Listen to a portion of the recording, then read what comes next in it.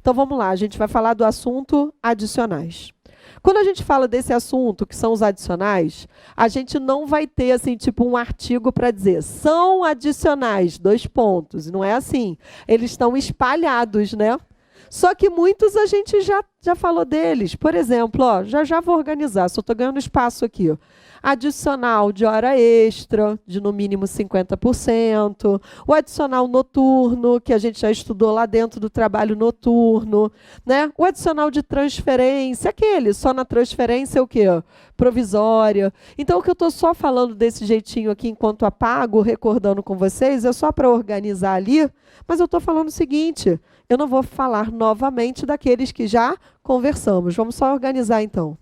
Se agora chegou o momento da gente trabalhar com os adicionais, então vou organizar aqui. Adicionais. Quando a gente olha para os adicionais, então vamos lá. Quais são os adicionais que nós já estudamos? A gente já falou do adicional, como a gente viu aqui, de horas extras, de no mínimo 50%. Já falamos do adicional noturno. Qual foi o outro que a gente já falou? De transferência, né? Então, ao longo do nosso estudo, só estou organizando, botando ordem na casa, mas, na verdade, misturado cada um dentro de outros temas que foram tocando dentro do assunto, a gente já teve a oportunidade de conversar sobre eles. Me diz aí quais são os adicionais que estão faltando. Perfeito. Periculosidade e insalubridade, que são adicionais que volta e meia aparecem em prova também. Eu até já dei um exemplo, vocês lembram quando eu falei daquela questão das 3 dicas? Que eu até falei, veja o que ele faz, até eu falei da periculosidade, dei o exemplo do bombeiro civil, lembra? Então vamos lá. Agora eu vou falar assim, como adicional de periculosidade e insalubridade, eu gosto de apresentar de uma forma diferente, eu gosto de fazer tipo um ao ladinho do outro para comparar, tá? Aí vou botar aqui, adicional de insalubridade. Localiza ali, na sua CLT, o artigo 192 da CLT. Insalubridade 192.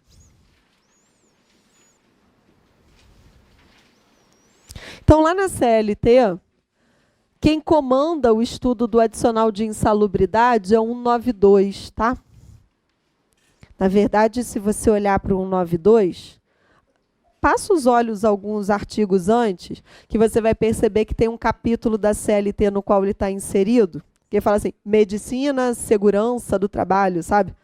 Então, assim, essas regrinhas que falam de salubridade, insalubridade, tudo está ligado à medicina do trabalho, segurança do trabalho. Então, se você passar os olhos assim, no próprio, né, da página, aí você vai ver assim, ó, da medicina, segurança do trabalho, sabe? Então, ele vem numa série de artigos da CLT, tem muita coisa aí que vocês não precisam se preocupar tanto para a prova, porque ele fala muita coisa assim, sabe? Que dependendo do tipo de prova que a gente se prepara, por exemplo, vou fazer uma prova para auditor fiscal do trabalho. Pô, ele vai ter que ir até a empresa e fiscalizar. Aí ele vai ter que saber o quê? Tu tem a cozinha dietética que tem não sei o que lá do nananana? Essa iluminação aqui está da forma correta do não sei o que lá? Se ele vai fiscalizar, ele tem que saber tudo isso. Agora, para a gente, não é a nossa atuação. Então, está dentro do capítulo, mas a gente chama mais atenção. Para a gente é muito importante o quê? Insalubridade, periculosidade. Vamos lá. Insalubridade. Primeira coisa, para eu ter direito adicional de insalubridade, tá? Eu preciso que seja considerado insalubre, tá? Aos olhos, vamos assim dizer, da legislação. Na verdade, nós temos as normas regulamentares. As normas regulamentares, não sei se vocês já ouviram falar, porque elas são conhecidas como NRs. Já ouviu falar? Aí tem NR15, NR16.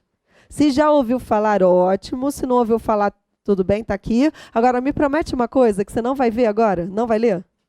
Elas são gigantes, que eu estou falando assim, se ficar desesperado agora achando que vai ficar lendo todas as NRs, elas são gigantescas. Estou só brincando com vocês, dizendo assim, essas normas regulamentares, elas foram expedidas à época pelo Ministério do Trabalho e Emprego, quando ele existia, sabe? A gente sabe que hoje, no formato atual do governo, ele foi dissolvido, a pasta foi, né, Ministério da Economia, Ministério não sei o quê, a gente mudou, mas as normas foram mantidas, sabe? Então, a primeira coisa para eu pensar em ter adicional de insalubridade, a CLT delegou poderes para o órgão competente, à época, Ministério do Trabalho e Emprego, e ele editou uma série de normas regulamentares, dizendo todas as substâncias e circunstâncias que são consideradas o quê?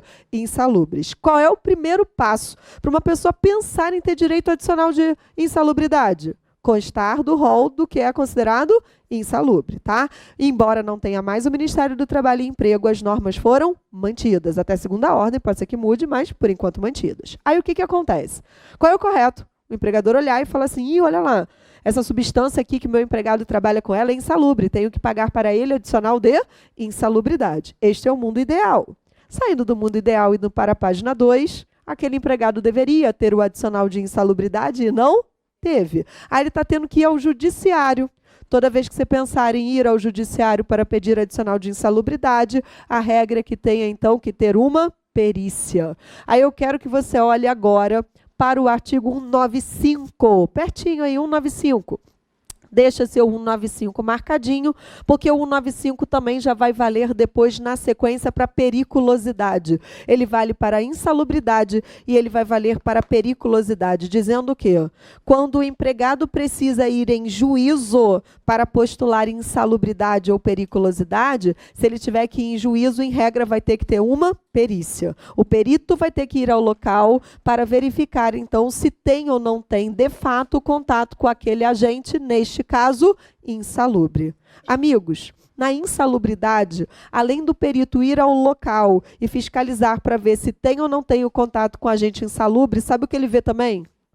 Qual é o grau de exposição à insalubridade?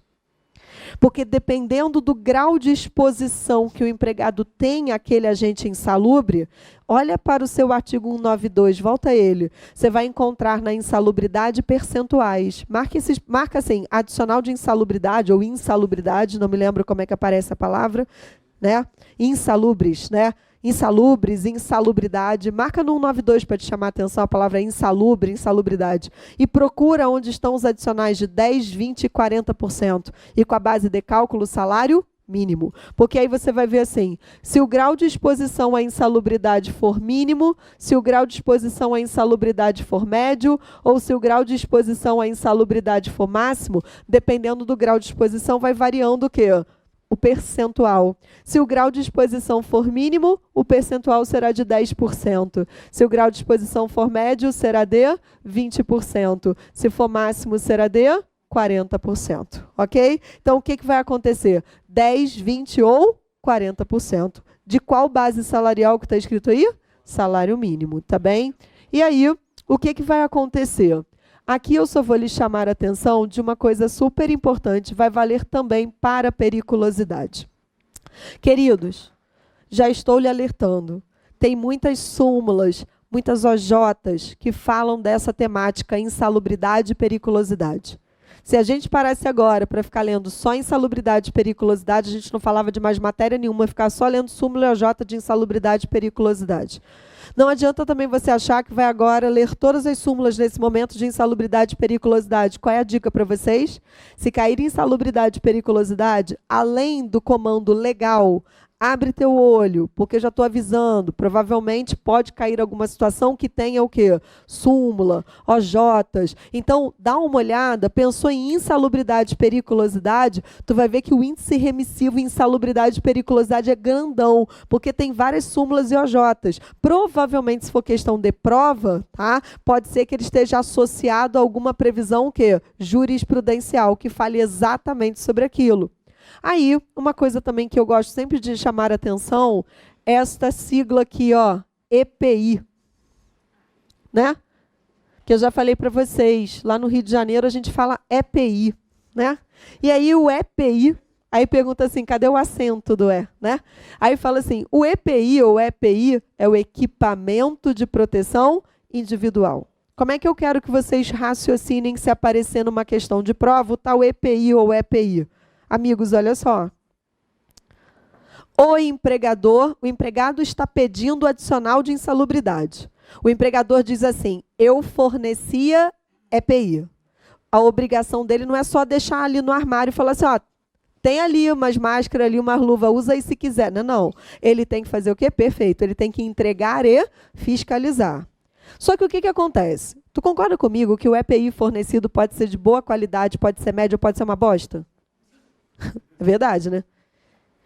Às vezes, o que acontece? Você já reparou que às vezes a gente pega... Ah, eu vou comprar uma luva, porque eu tenho que fazer não sei o que lá. Aí eu vou comprar umas luvas, porque eu vou fazer um negócio em casa, para não manchar minha mão, ou não ficar com aquele produto. Caraca, às vezes você tira a luva da caixa, a bicha rasga. Uma cola na outra, quando você vai fazer assim, sai um pedaço da coisa, sabe? Então você fala assim, imagina um empregador que diz assim, não, eu protejo meus empregados, eu dou EPI. Aí o perito vai lá, tira da caixa a luva, sai um pedaço de um dedo para cá, o outro fica na mão dele, assim. Aquilo ali protege quem? Ninguém. Só que, ó, para proteger o empregador, alguém até falou assim, o empregador. Realmente o EPI pode proteger o empregador, mas quando? Se o empregador realmente comprar um EPI de boa qualidade. Aí ele falou assim, tá bom, meus empregados estão tendo contato com uma substância que faz mal à saúde deles, é insalubre. Então, eu quero saber o seguinte, fornecedor, qual é a melhor luva que tem no mercado? Tal. É cara, mas vai proteger a saúde dos meus empregados? Vai. Então, eu quero essa. Então, vocês utilizam o quê? Eu não pago adicional de insalubridade para vocês. Aí um entrou lá com uma ação na justiça. Eu falo, poxa, mas eu te dou o EPI.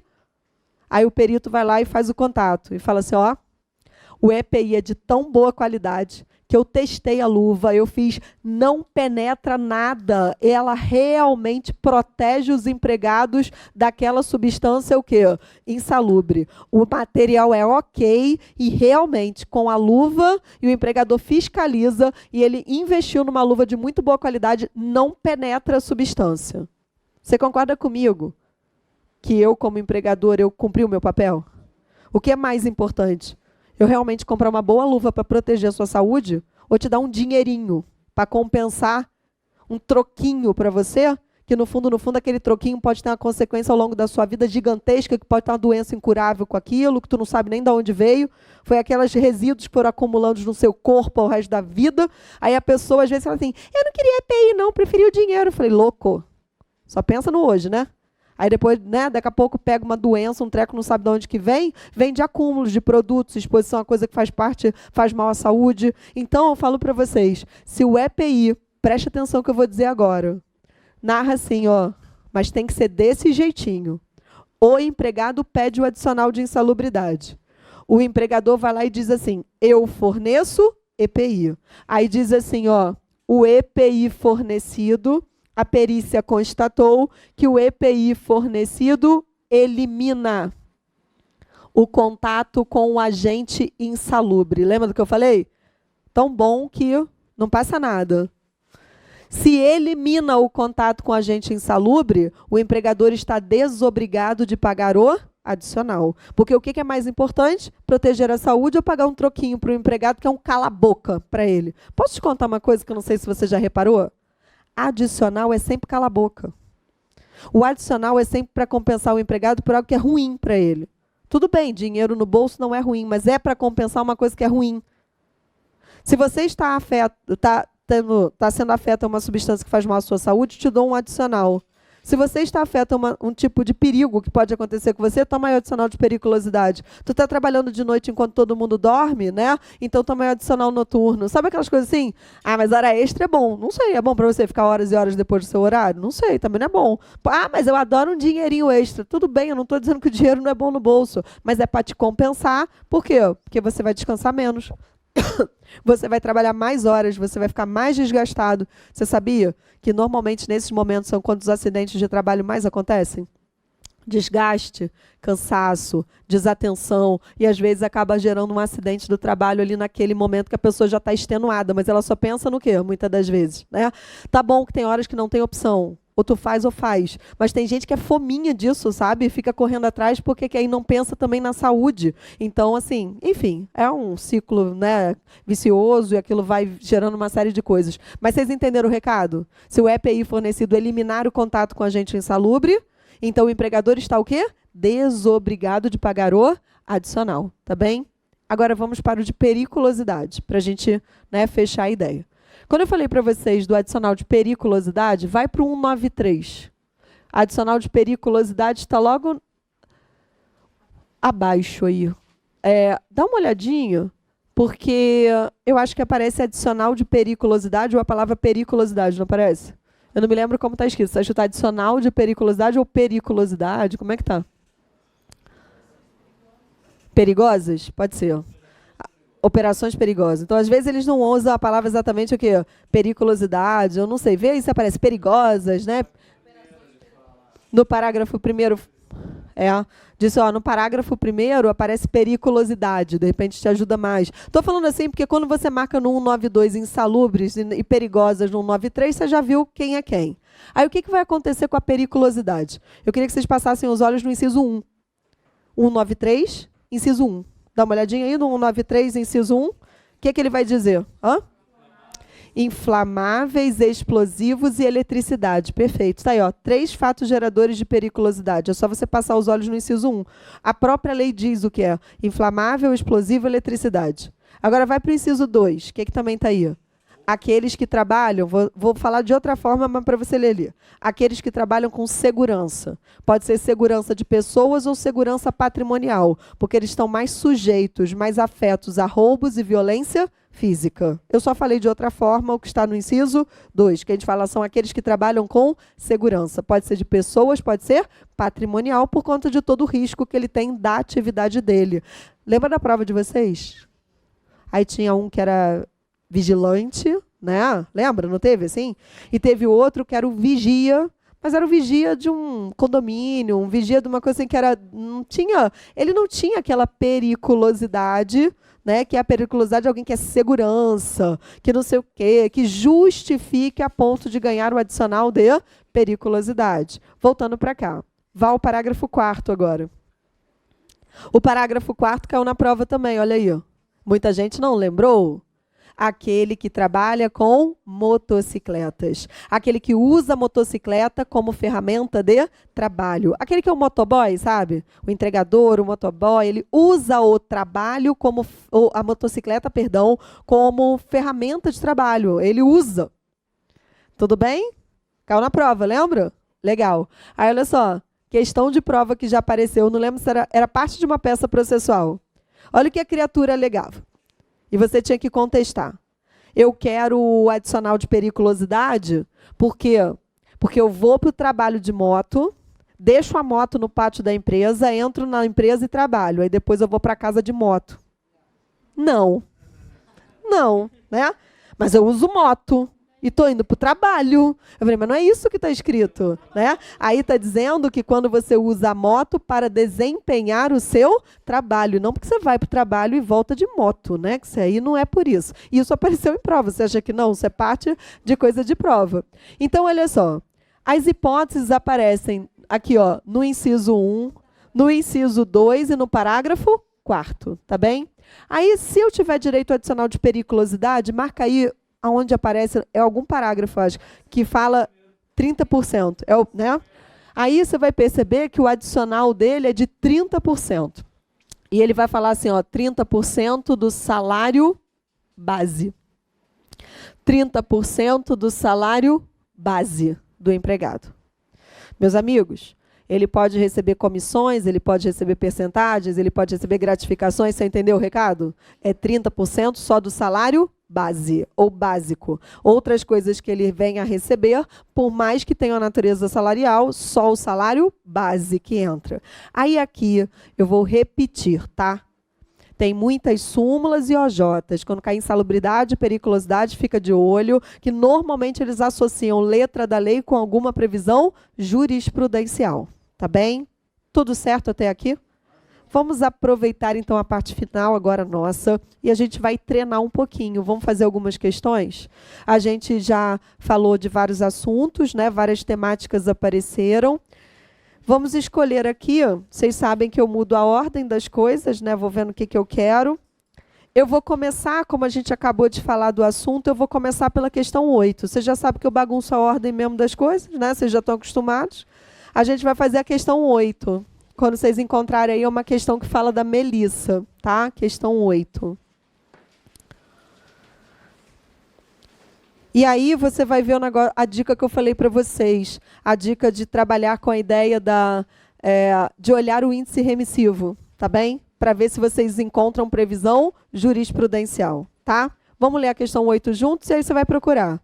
Ele diz assim, ó, Melissa é comissária de bordo em uma grande empresa de transporte aéreo e ajuizou reclamação trabalhista postulando adicional de periculosidade, alegando que permanecia em área de risco durante o abastecimento das aeronaves, porque ele era feito, ou seja, o abastecimento, com a tripulação a bordo da aeronave. Luciana, vizinha da Melissa, trabalha em uma unidade fabril, ou seja, uma fábrica, recebendo adicional de insalubridade. Mas após 5 anos, sua atividade foi retirada da lista de atividades insalubres, por ato da autoridade competente. Sobre as duas situações, segundo a norma de regência e o entendimento consolidado do TST, olha que bonzinho, a gente falou, vai dar uma olhada, né? Diz lá, na qualidade de advogado contratado, diga quem terá direito aos respectivos adicionais postulados. Você vai ter que ir em insalubridade e periculosidade. Veja aí, eu vou olhando aqui para ver também como é que vocês poderiam encontrar, vou fazendo junto com vocês.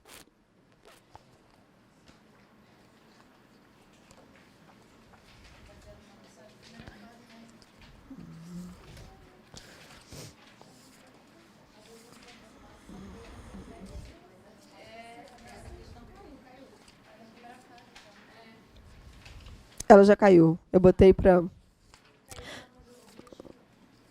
É, o objetivo.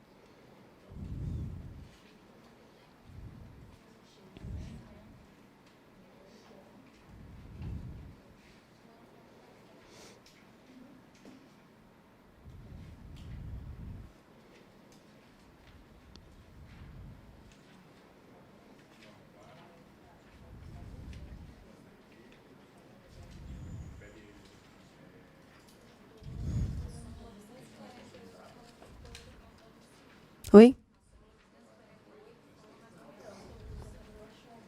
Não, vê aí, já vou ver. Eu estou vendo no índice, aonde que eu acho.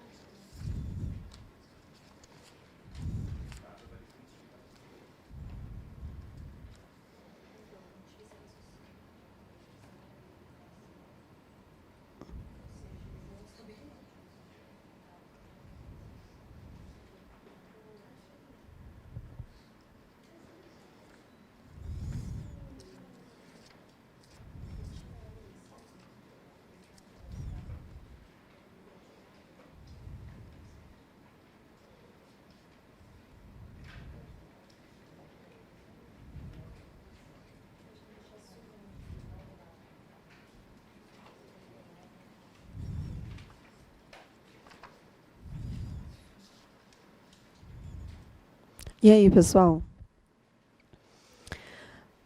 Ó, eu primeiramente fui no verbete periculosidade. Vocês estão bem?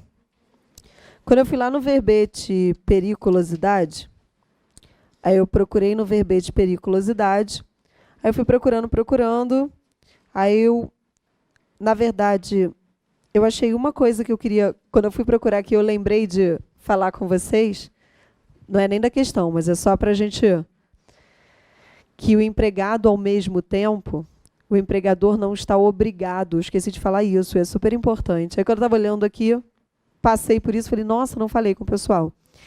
O empregador, ele pode estar com um empregado que ao mesmo tempo tem fato gerador de insalubridade e fato gerador de periculosidade.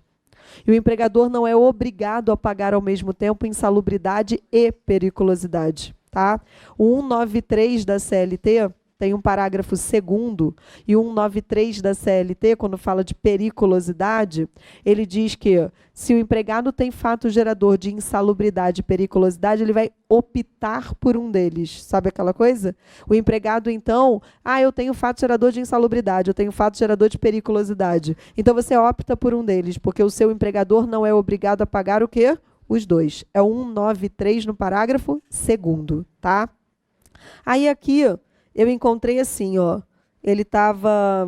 Deixa eu ver onde que eu botei, que eu já fui mexendo ali, ó. A bordo da aeronave. É o último negocinho que aparece no permanência a bordo durante o abastecimento da aeronave, indevido, tá? Então tem a súmula 447. Aí a súmula 447 diz, então, é para quem? Melissa, né?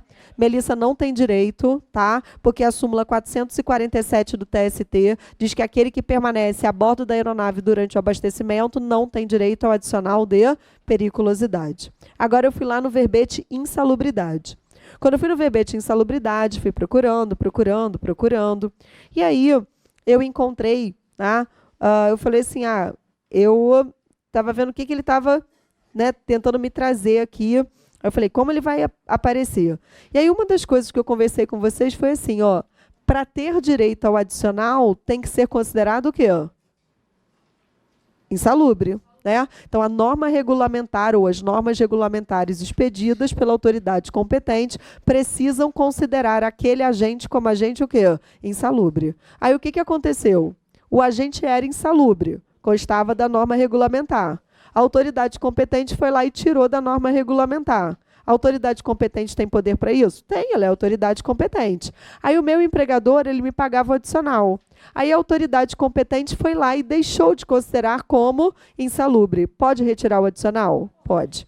E aí aqui, aonde eu achei mais próximo, foi quando ele falou de caracterização, né? E aí ele fala que tem que ter previsão na norma o quê? Regulamentar. E aí levou a gente para a súmula 448. Vamos à súmula 448 rapidamente, para a gente, né, fechar a ideia aqui. E depois, se alguém achou alguma coisa, a gente complementa. Primeiro, eu quero ir, né, na súmula. Aí, a súmula 448, ela tem, na verdade, 2 itens. E uma das coisas que ela diz é assim: não basta constatação da insalubridade por meio de laudo pericial para que o empregado tenha direito ao respectivo adicional. É necessária que seja classificada como insalubre na relação elaborada pelo Ministério do Trabalho, tá? Então, tem essa obrigação da gente ter ali a constatação, né, lá onde? Na regra do Ministério do Trabalho. Então, se o Ministério do Trabalho ele desconsidera como insalubre, então, automaticamente, também, o empregador está desobrigado de pagar. Tinha uma outra também? Não, eu estou usando essa 448, primeiro, para dizer ali, tá? E agora, eu estava procurando o número da outra. Qual que vocês acharam na 248? Foi por qual verbete? Deixa eu ver aqui. Mas em qual verbete que achou? Direito adquirido. Então, eu estava querendo olhar em outra. Vamos ler a 248 agora. Vamos lá. Adicional de insalubridade. Direito adquirido. Aí ela vai lá e diz assim: a reclassificação ou a descaracterização da insalubridade por ato da autoridade competente repercute na satisfação do adicional, sem ofensa a direito adquirido ou ao princípio da irredutibilidade salarial, tá? Eu vejo a incidência das duas, tá? Por quê? Porque eu consigo visualizar o seguinte. Primeiro, eu acho que a súmula 248, eu estava perguntando para vocês qual foi o verbete, lembra que eu falei, onde vocês acharam? Como é que você achou a 248? Direito adquirido, foi isso? Tá. Então, a súmula 248, se você for lá no índice remissivo, você consegue achar quando ele fala assim, direito adquirido. Vai no verbete insalubridade, você encontra. Porque ela diz o quê? A pessoa recebia adicional de insalubridade, porque aquela substância ela era considerada o quê? Insalubre. Só que o órgão competente descaracterizou. O empregador pode deixar de pagar o adicional? Pode, tá? Por que a outra eu também acho que pode também ser usada? Mas tem que ser junto, tá? Essa daqui ela é a principal. A outra é a súmula, que é a 448, tá? Que também tem uma utilização aqui como? Porque, na verdade, só que essa daqui é mais específica. Essa daqui veio no verbete, que é o verbete caracterização. Que aí você poderia também utilizar para dizer o quê? Que não basta a perícia achar que é insalubre. Para ser insalubre tem que estar tem que estar o quê?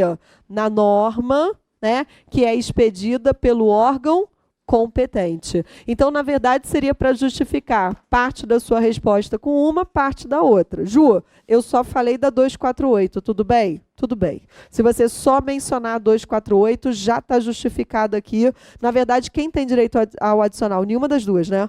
Uma, porque não tem direito pela súmula 447, não é isso? E essa daqui pela 248, mas se quiser fundamentar também a necessidade e obrigatoriedade está na relação, a 448 também. Oi, minha linda. Me lê o 194, eu não me lembro de cabeça dele.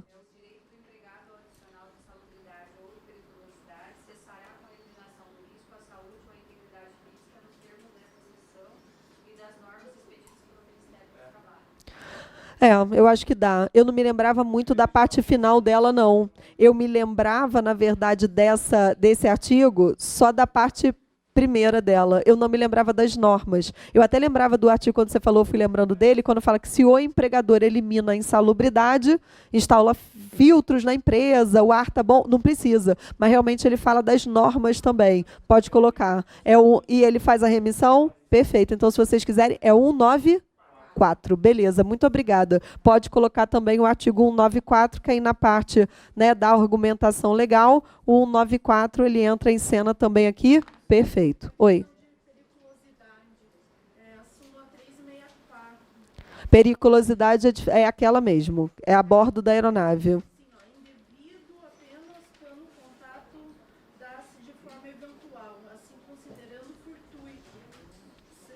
Eu conheço a súmula. A primeira é específica a bordo da aeronave. Ju, olha só, a pessoa falou assim, Ju, eu vi uma outra súmula, não vejo necessidade daquela súmula, e só falo para vocês uma coisa. Lá na parte que fala da periculosidade, você pode acrescentar 193 também, porque assim, 192 sempre é presente na insalubridade, 193 sempre é presente na periculosidade. É porque eu fui buscando as súmulas pertinentes. Mas se falar de insalubridade, coloque o 192 da CLT, se falar de periculosidade, coloque o quê? O 193. Essas fundamentações elas foram específicas para as argumentações de súmulas, tá bem? Então, agora, no artigo 8º, vamos ao inciso 6. Seguindo, então, na parte coletiva, o artigo 8º caminha, a gente estava no inciso 4 e 5, agora entra em cena o inciso 6. E o inciso 6, hoje, ele tem uma base importante, principalmente com a atual visão do direito do trabalho, porque ele fala da negociação coletiva e diz assim, artigo 8º, inciso 6 da Constituição. É obrigatória a participação dos sindicatos no que eles chamam de negociação coletiva. Então, se é obrigatória a participação dos sindicatos nas negociações coletivas ou na negociação coletiva, quando a gente olha para a expressão negociação coletiva, o que tem que vir na sua cabeça quando você lê? Pode ser um acordo coletivo, ou pode ser uma convenção coletiva. Perfeito. Pode ser acordo, pode ser convenção. Então, aqui, ó, negociação coletiva pode ser um acordo coletivo, ou negociação coletiva pode ser uma convenção. Vamos abrir a CLT no 611? Pode ser acordo ou pode ser convenção coletiva. 611.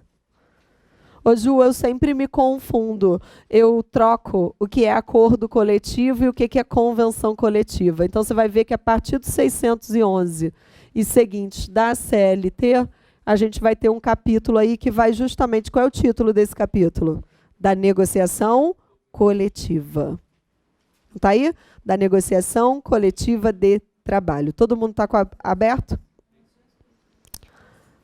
O título? É. E aí, quando ele vai falar do acordo e vai falar da convenção. Tá bem? Todo mundo com 611 aberto? O caput e o parágrafo 1º explicam o que é acordo e o que é convenção. Só não me lembro quem fala de quem. O caput se fala do acordo ou da convenção? Então, no caput do 611, você marca convenção coletiva. E no parágrafo 1º, tu marca acordo coletivo. Então, se der um branco na hora, esqueceu quem é acordo, quem é a convenção, caput do 611 tem o conceito da convenção e o parágrafo 1º tem o conceito do acordo. Vamos lembrar aqui. No acordo coletivo, o sindicato da categoria profissional, sindicato da categoria profissional, negocia, do outro lado, com uma ou mais empresas. E quando é convenção coletiva, a negociação é sindicato com sindicato. Sindicato de um lado, sindicato do outro. Aqui, sindicato de empregados, categoria profissional. E aqui, sindicato dos empregadores, categoria econômica. Tudo bem? É isso que está escrito. Aqui, ó, 611, parágrafo 1º. 611, caput. Agora, outro artigo importante, ver se ele está marcado. Acordo e convenção coletiva, eles obrigatoriamente precisam ser escritos e uma das cláusulas obrigatórias é o prazo de vigência.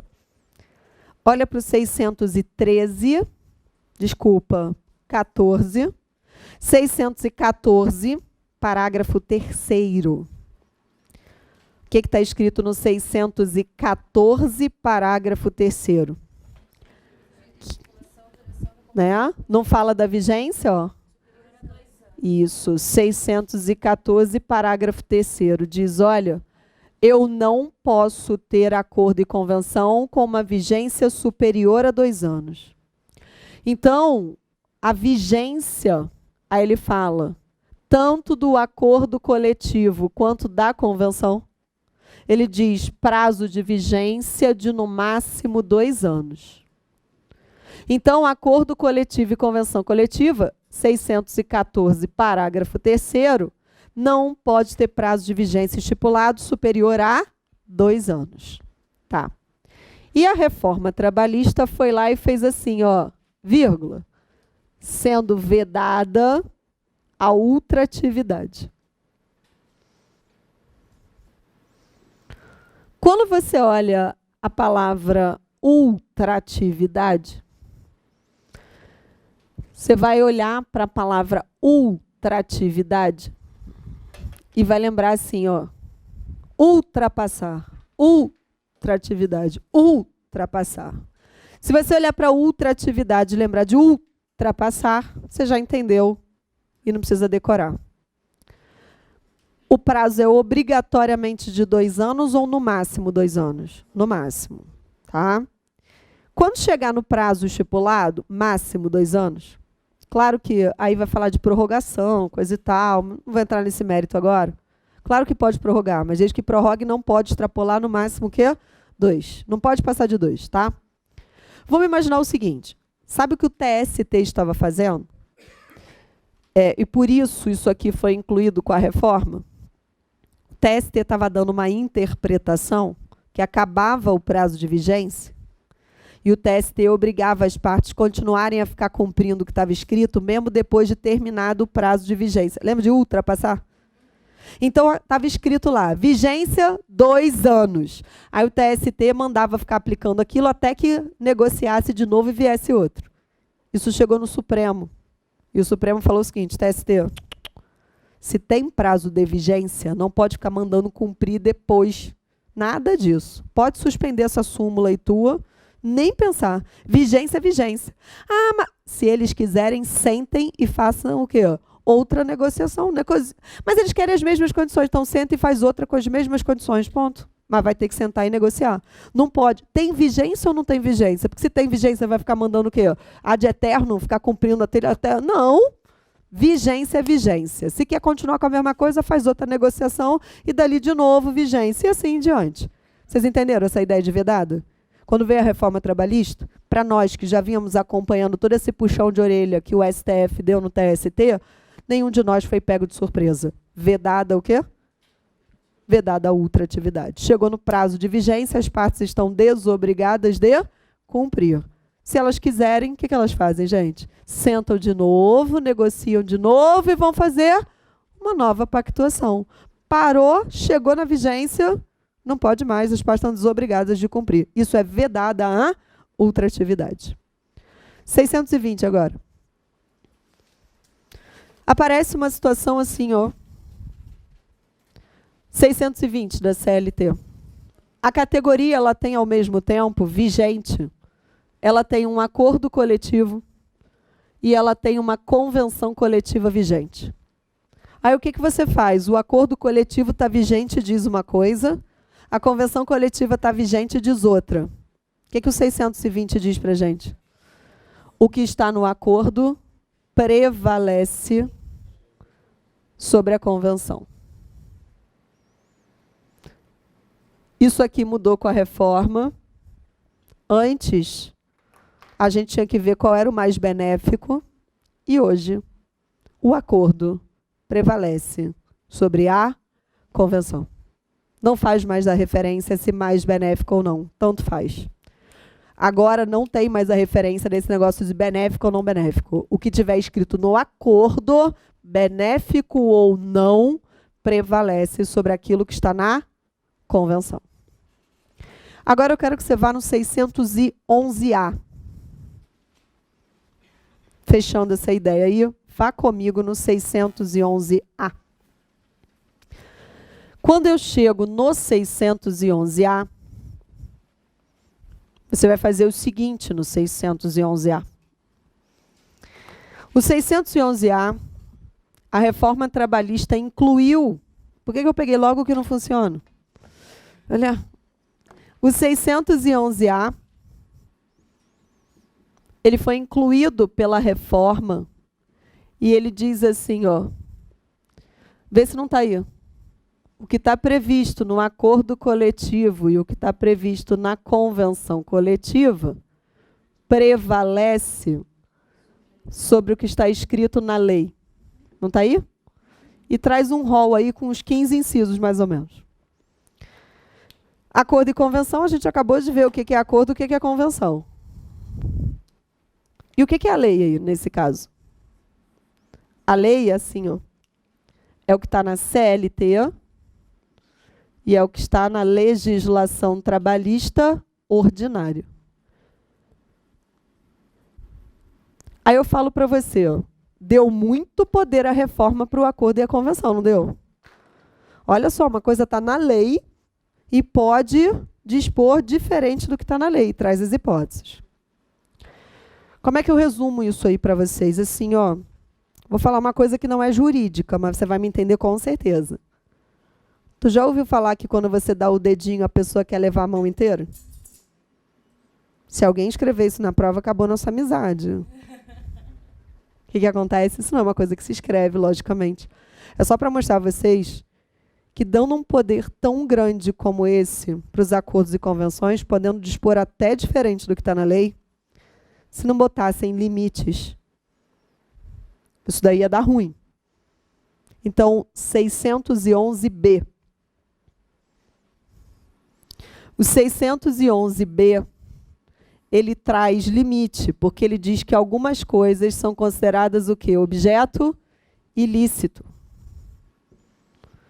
de um acordo coletivo ou uma convenção coletiva. Ele diz o que não pode ser mexido por acordo e convenção. E aí ele começa a falar, não pode ter supressão, não pode ter redução, o acordo e a convenção não pode suprimir, não pode reduzir, não pode mexer. Quando você olha para o 611B, sabe o que você encontra? Várias coisas que estão no comando constitucional. Amigos, você acha que por acordo e convenção pode ter um acordo e convenção dizendo assim, ó, e fizemos um acordo em convenção que para essa categoria não tem mais 13º. Você acha que pode? Não, porque o 13º está no comando constitucional. Um acordo e uma convenção podem acabar com um direito constitucionalmente garantido? Não, tem limite. Não pode rasgar a Constituição. Há pouco tempo atrás, isso estava sendo ventilado. Agora, acordos e convenções podem acabar com o 13º. Aí eu costumo dizer o seguinte, eu não sei se é pior, quem fala ou quem acredita. Porque, assim, você tem que ter filtro para as coisas. Aí o povo fala o que quer. Mas, poxa, se está lá no artigo 7º da Constituição, você acha que um acordo e uma convenção pode tirar um direito que está garantido constitucionalmente? Não. E aqui, quando você lê esse artigo 611B, se você passa os olhos, você identifica muita coisa do artigo 7º, do artigo 8º da Constituição, vem muita coisa que eles importaram do comando constitucional. Na sua prova pode aparecer o seguinte, um acordo ou uma convenção dispondo de forma diferente do que está na lei. E perguntando para você se pode, se não pode, se é válido, se não é. Você tem que estar de olhos abertos para esse artigo, que é o artigo 611A e 611B. Ele é extenso, então você tem que olhar e tem que ver se está ali. Pode, não pode. Ficou na dúvida, perguntou para você se podia, não podia, lê o 611B. Porque se tiver ali no rol que não pode mexer, então não pode fazer aquele tipo de negociação. Eles podem trabalhar com isso. Última coisa aqui, Quando a gente foi no 611A, e ele deu todo esse poder para os acordos e convenções, ele disse que eu posso mexer na lei por qual instrumento ou quais instrumentos. Posso mexer na lei por acordo coletivo ou convenção coletiva. Está escrito aqui, o empregador pode fazer o que quiser porque a empresa é dele? Que eu já te falo, né? A empresa é minha, agora diz que pode mexer na lei, então, a partir de agora é assim, porque a empresa é minha. É isso que ele disse? Não, tem que ser por acordo e convenção. Só que sempre vale lembrar que tem um tipo de empregado que foi trazido pela reforma, chamado empregado hipersuficiente. Olha para o 444 agora, parágrafo único, para a gente encerrar com ele. 444, parágrafo único da CLT. Ele está dentro de um capítulo que estudamos, provavelmente ele estará marcado. Ele fala do contrato de trabalho. E diz que na hora de você estar lá fazendo seu contrato de trabalho, ou até uma alteração que seja válida no contrato, o parágrafo único criou um tipo de empregado que tem um poder muito maior de negociação perante o seu empregador. E ele fala, a doutrina deu um nome para ele, mas não aparece aí, mas eu te falei, ele está sendo batizado de empregado o quê? Empregado hipersuficiente.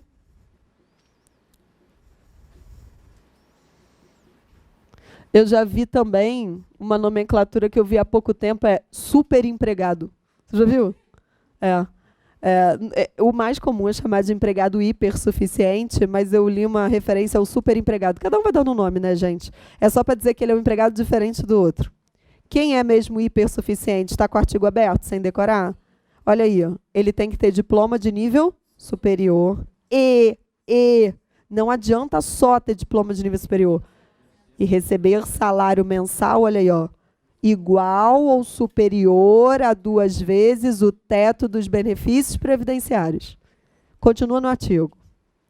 Diz que ele pode diretamente negociar com o empregador o que está no 611A. certo? O que os demais precisam negociar por acordo e convenção? Se ele é empregado hipersuficiente, ele pode negociar diretamente com o seu empregador, tudo bem?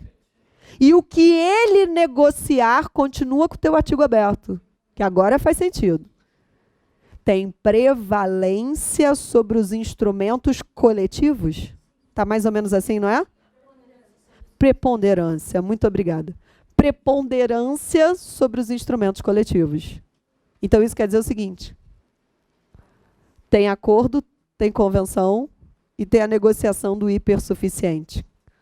O que o hipersuficiente negociar diretamente com o seu empregador e constar do contrato dele, vale mais do que está na lei, vale mais do que acordo e vale mais do que a convenção. Porque deram muito poder de negociação. Então, só que negociar diretamente e prevalecendo sobre a lei, ainda prevalecendo se tiver acordo e convenção, isso é só para aqueles empregados chamados hipersuficientes nos moldes do 444, parágrafo único da CLT. Todo mundo visualizou isso? Que agora sim faz sentido tudo, que eu já tinha até falado desse artigo, mas agora tem mais sentido. O que o hipersuficiente negociar com seu empregador e constar do contrato dele, pode ser diferente da lei, pode ser diferente do acordo e da convenção, vale mais que todos. Só não pode rasgar a Constituição, certo? Que a Constituição é só por emenda, ou então se vier uma nova ordem constitucional. Tudo bem? O que está na tua mão? Uma sentença. Está dito aqui que já passou o prazo, que já transitou em julgado? Não. Sentença você faz o quê? Recurso ordinário. Tá vendo como não é difícil identificar? E às vezes começa antes ainda. Você identifica já de antes, porque o juiz proferiu a seguinte sentença e vai. Só que assim, você tem que ler até o final para ter bem certeza que é um RO mesmo e que não está transitado em julgado. Tem que fazer isso. Tá? Não leiam pela metade para já começar a peça, tem que ler até o final a primeira vez para ter certeza que é isso. Ok? Então, cuidado com isso. Bom, se é recurso ordinário, tá? Então vamos fazer o seguinte, abre o índice lá em recurso ordinário.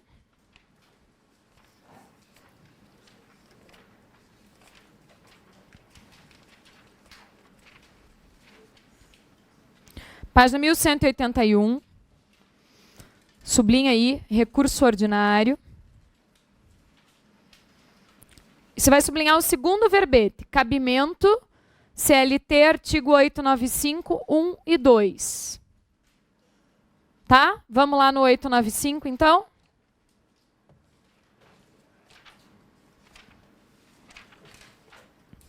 Não sublinhe. Olha só.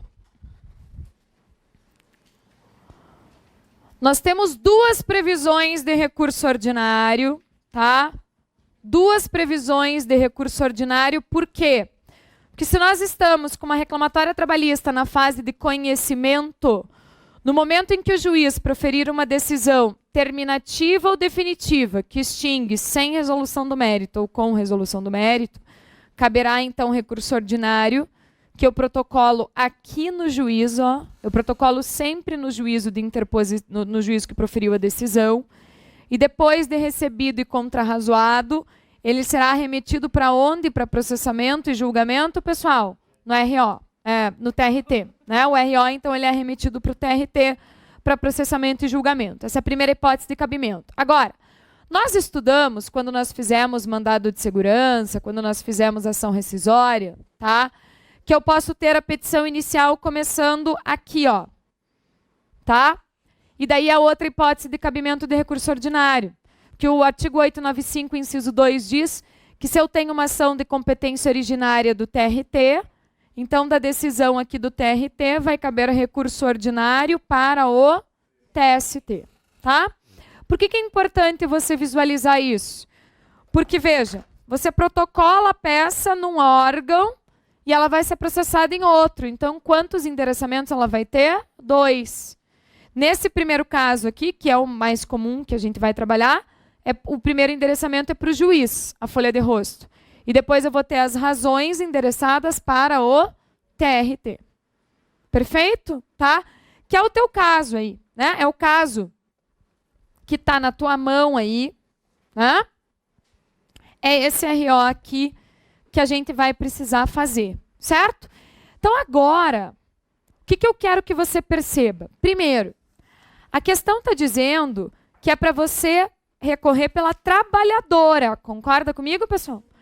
Então, a sentença pode ter pontos que foram bons para ela, positivos, daí você não precisa recorrer.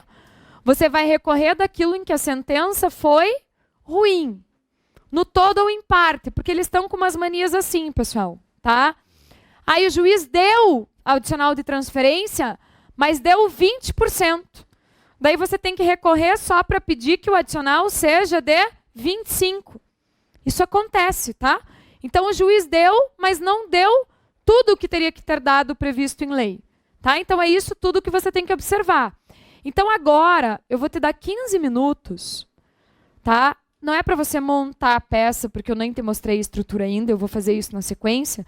Só que eu vou te dar 15 minutos para você encontrar como que você rebateria a decisão nos pontos que ela foi desfavorável, para você ver e ter tranquilidade no seu coração como você já consegue fazer isso.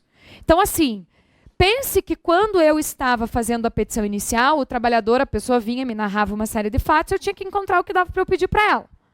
Na contestação, eu olhava para o que a outra parte estava pedindo e dizia assim, não tem direito a nada. E agora eu vou conversar com a sentença. Eu vou ter que dizer por que a sentença está errada, vamos dizer assim. Então, a sentença deve ser reformada porque é a sentença que você tem que atacar, tá bom? Então, vai, mãos à obra. Vai lá. O que eu quero conversar com vocês agora, envolvendo a lei de greve? Então, ó, primeiro vocês estão com o artigo 9º da Constituição Federal na mão, tá? Artigo 9º da Constituição Federal na mão. Deem uma lida nele. Artigo 9º da Constituição Federal. Ele vai dizer para você, bem claro, quem é que pode fazer greve, pessoal? Quem pode fazer greve? Trabalhador, empregador ou os dois? Só trabalhador, tá? Então, cuidado com essa pegadinha na prova, porque quem pode fazer greve, quem tem direito de greve no nosso ordenamento é só trabalhador, tá? Então, você pode sublinhar aí o artigo 9º, não sei se já está sublinhado ou não. Então, pode sublinhar o artigo 9º. Tá? E embaixo dele o número da lei, 7783 de 89. Ok? Deixa aí aberto o teu vademeco. Vamos lá na lei. Primeiro vamos até no índice. Ah, você já abriu a lei, né? Tá em qual página aí? 284. Muito bem. Então, acho que vocês já sublinharam várias coisas aí com a Juliana, tá? Então, o que acontece? Pessoal, para fazer greve, é só eu chegar na frente da empresa e cruzar os braços, tá tudo certo? Não, né? Para eu poder chamar, inclusive, um movimento de greve, tá? O sindicato tem que convocar uma assembleia, dizer lá nessa assembleia para os trabalhadores o que vai ser defendido durante a greve, tá? Aí os trabalhadores vão dizer se concordam ou não com a greve. Concordando com a greve, então inicia-se o movimento no ato? Não. Porque se não for atividade essencial, o empregador tem que ser avisado com pelo menos 48 horas de antecedência. Então não tem efeito surpresa aqui. E se for atividade essencial, o empregador e os usuários têm que ser avisados com pelo menos o quê? 72 horas. Então veja, todos esses requisitos eles constam da lei de greve, tá? Então, por exemplo, o artigo 2º ali, sublinhem o número do artigo 2º, ele define o que é greve, tá? Então, no artigo 2º, sublinhe o número e sublinhe, considera-se greve. Considera-se legítimo exercício do direito de greve, tá? Aí, sublinhe o número do artigo 3º e olha o parágrafo único dele. A entidade patronal correspondente ou os empregadores serão notificados com antecedência mínima de 48 horas da paralisação. Tá? Artigo 4º, pode sublinhar. Caberá à entidade sindical correspondente, que é o Sindicato dos Trabalhadores, né? Convocar, na forma do seu estatuto, a Assembleia Geral. Pode sublinhar até aí, até a Assembleia Geral. Em cima da expressão entidade sindical, você vai colocar aí 511, parágrafos 2º e 3º da CLT, que fala aí dos sindicatos de categoria profissional. Artigo 6º, pode sublinhar o caput. São assegurados aos grevistas, tá? Dentre outros direitos. Divulgar, arrecadar fundos para greve, enfim. Vamos lá. Parágrafo 2º desse artigo. Vamos lá. É vedado às empresas adotar meios para constranger o empregado ao comparecimento ao trabalho. Então, a empresa não pode obrigar quem quiser fazer greve de continuar fazendo greve. Tá? Parágrafo 3º. As manifestações e atos de persuasão utilizados pelos grevistas não poderão impedir o acesso ao trabalho. Então, quem quer continuar trabalhando deve continuar trabalhando sem ser impedido pelos grevistas. Tá? Aí, pessoal, o que a greve causa no contrato de trabalho? A suspensão. Então, vocês devem ter sublinhado já o artigo 7º aí, alguma coisa nele. Tá? Aí, parágrafo único.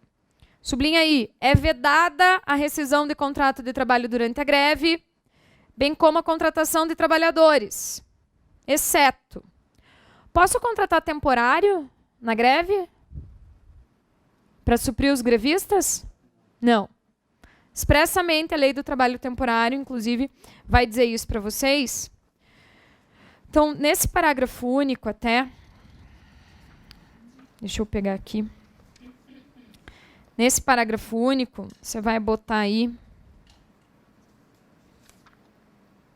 Espera aí, deixa eu achar a lei do trabalho temporário. Espera aí. Acho que é o artigo 2º, parágrafo 2º, mas espera aí. Então, bota aí no parágrafo único do artigo 7º. Olha o que você vai botar. Artigo 2º, parágrafo 1º. É o Tobiruta mesmo. Artigo 2º, parágrafo 1º. E o número da lei, 6.019/74.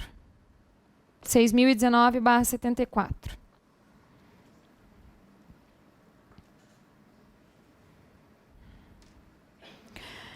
Sublinha para mim agora no artigo 8º. A Justiça do Trabalho decidirá sobre a procedência total ou parcial ou improcedência das reivindicações, cumprindo ao tribunal. Vai lá, sublinha de lápis a palavrinha tribunal. E quando acaba a redação desse artigo aí, você põe para nós 114, parágrafo 3º da Constituição. E bota aí também 856 CLT. Então, olha que interessante.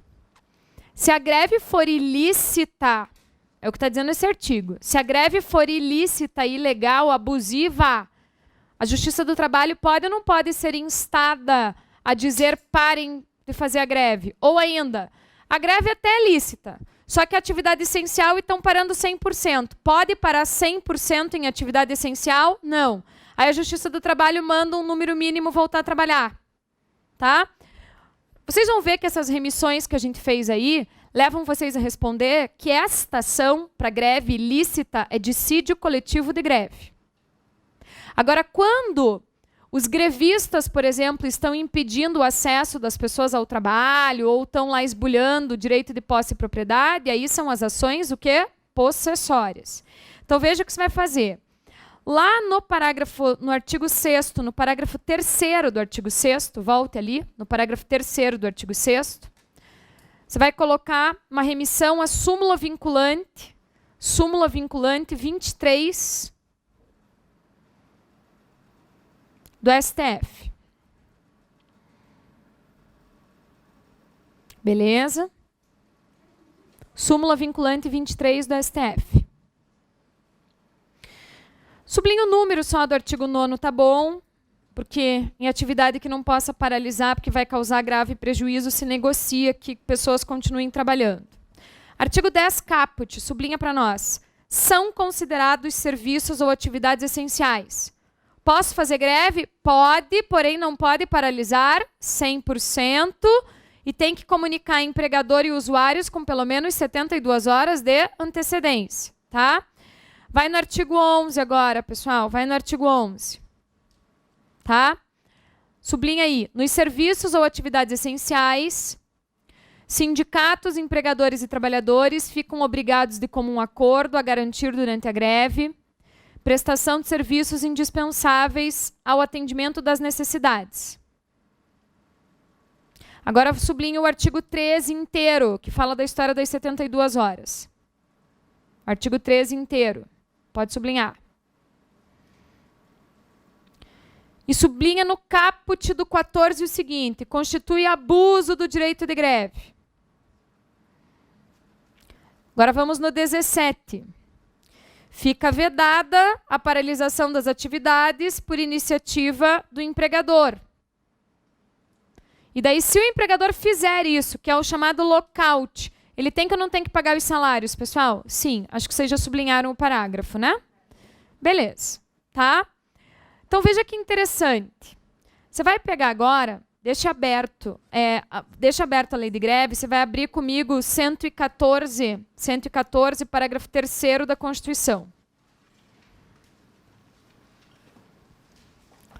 114, parágrafo 3º da Constituição.